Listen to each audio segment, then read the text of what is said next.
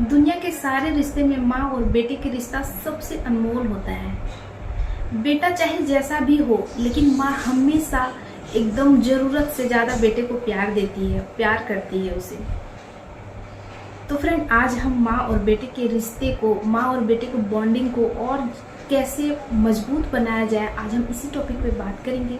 तो चलिए बिना देर करते हुए वीडियो को स्टार्ट करते हैं। सबसे पहला पॉइंट है, आप अपने बच्चे के साथ खुलकर बातें करें और अपनी भावनाओं को व्यक्त करने का कोशिश करें, ताकि आपका भी बच्चा अपनी भावनाओं को व्यक्त करे आपके सामने में, हर वो बातें खुल के करे आपके सामने में।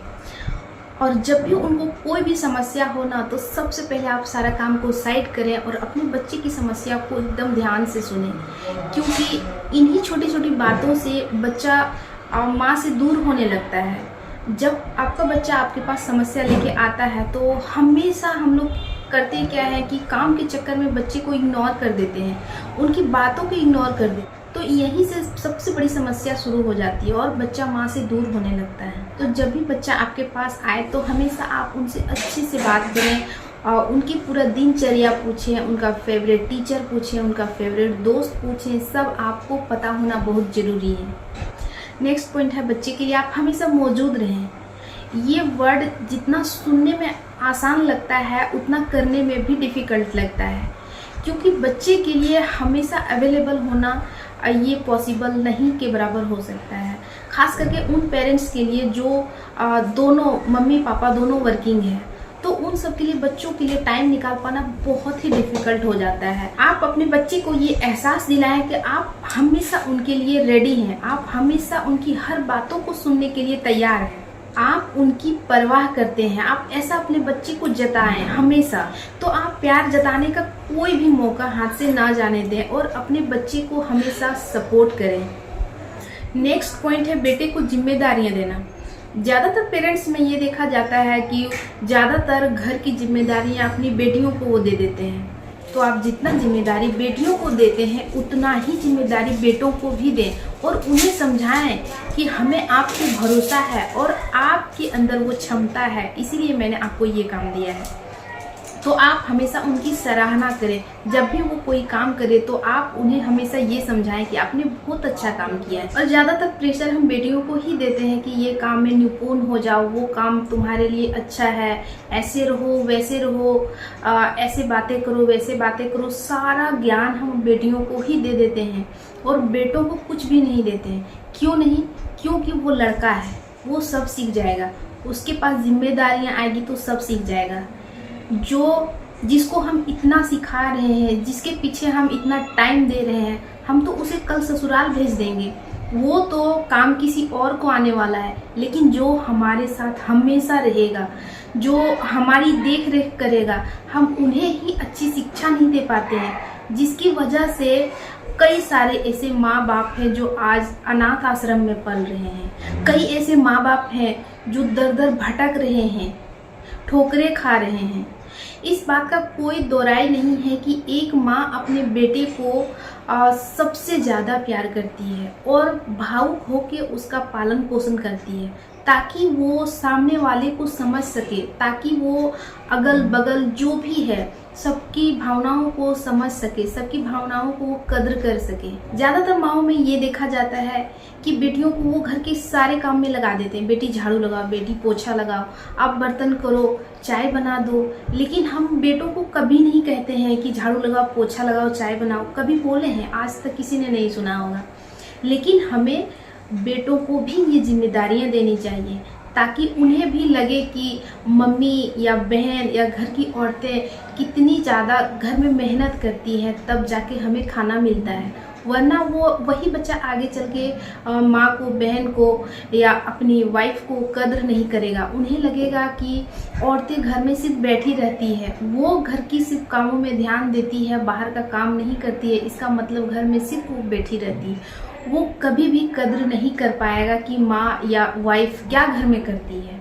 तो इसीलिए आप ज़रूर से ज़रूर अपने बेटे को शामिल करें। इसका एक फ़ायदा और हो जाएगा कि कभी भी आपका बच्चा बाहर जाएगा ना पढ़ने के लिए, किसी भी काम से बाहर जाएगा, और अगर उन्हें अकेले रहने की कभी ज़रूरत पड़ जाए तो कभी भी उन्हें ये परेशानी नहीं आएगी कि मुझे रोटियां नहीं बनानी आती है, मुझे घर के कोई भी काम नहीं आते हैं। वो कभी भी एक्सक्यूज़ नहीं देगा कि हम अकेले नहीं रह सकते हैं। हमेशा वो हर मुसीबत को एकदम तत्पर रहेगा।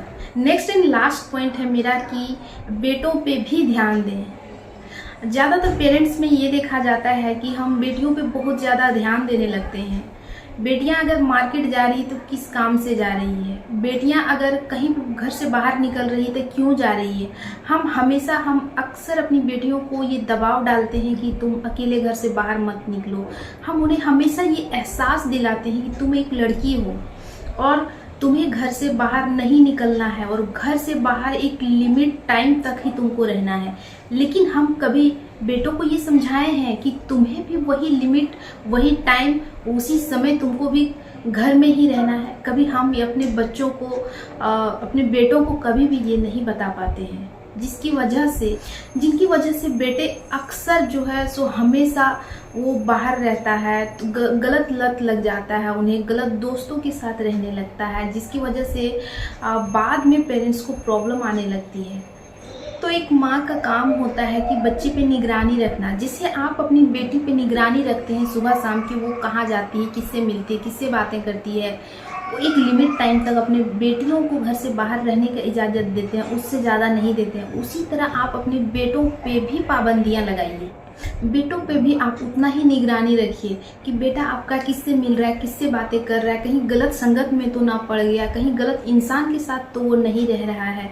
वैसे ज़्यादातर माँ जो है सो अपने बेटे से बहुत ज़्यादा प्यार करती है और उन्हें एकदम भावुक होकर उनसे बातें करती है, उनके साथ उनका रिश्ता एकदम बहुत भावुक वाला होता है। लेकिन जिस तरह से सख्ती आप अपनी बेटियों के साथ बरतते हैं, वैसे थोड़ा सा अपने बेटों के साथ भी बरतें और थोड़ा उनके साथ अच्छी खासी दोस्ती बना के रखें, ताकि वो हर बात आपके साथ शेयर करें। तो आप अपने बच्चे को इतना भी डरा के ना रखें कि कोई भी बात कहने से घबराए, कोई भी बात कहने से डरे। आप अपने बच्चे के साथ अच्छा बॉन्डिंग बना के रखें, आप उनके साथ इतना बिहेव अच्छा बना के रखें कि जब भी उनको आपकी ज़रूरत पड़े ना तो बेझिझक आपसे बातें करें, आपसे कोई भी बात ना छुपाएं।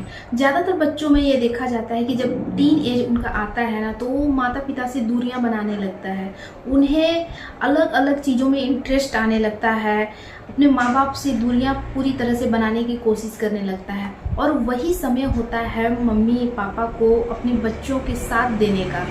उस समय आप अपने बच्चे को संभाल लिए ना, उनका टीन एज में अगर उनका असली वाला दोस्त बन गए ना तो फिर हमेशा वो जो है सो आपकी बात मानेगा और आपके ही बातों पे वो चलेगा। तो हमेशा आप अपने बच्चे पे दबाव ना बनाएं।